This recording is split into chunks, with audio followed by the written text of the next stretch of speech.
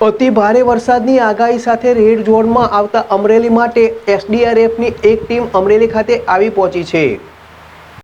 અમરેલી જિલ્લામાં ભારે વરસાદની આગાહીના પગલે સરકાર દ્વારા એસડીઆરએફની એક ટીમ તૈનાત કરવામાં આવી છે। અતિ ભારે વરસાદની આગાહી સાથે રેડ ઝોનમાં આવતા અમરેલી માટે એસડીઆરએફની એક ટીમ અમરેલી આવી પહોંચી છે। ભારે વરસાદ પૂર પ્રકોપની સ્થિતિ સામે એસડીઆરએફની ટીમ સરકાર દ્વારા મોકલવામાં આવી હતી, જ્યારે 10 ઇંચ વરસાદથી સાવરકુંડલા ગ્રામ્ય વિસ્તારમાં પૂર પ્રકોપથી ધોબા ગામ પર પ્રાંતીય મજૂરો મેરામણ નદીના પ્રવાહથી ફસાઈ ગયા હતા। એસડીઆરએફની ટીમ પાણીના ધસમસતા પ્રવાહમાં જઈને 5 માનવ જિંદગીઓ બચાવી હતી, ત્યારે હજુ પણ અમરેલી રેડ ઝોનમાં આવતું હતું।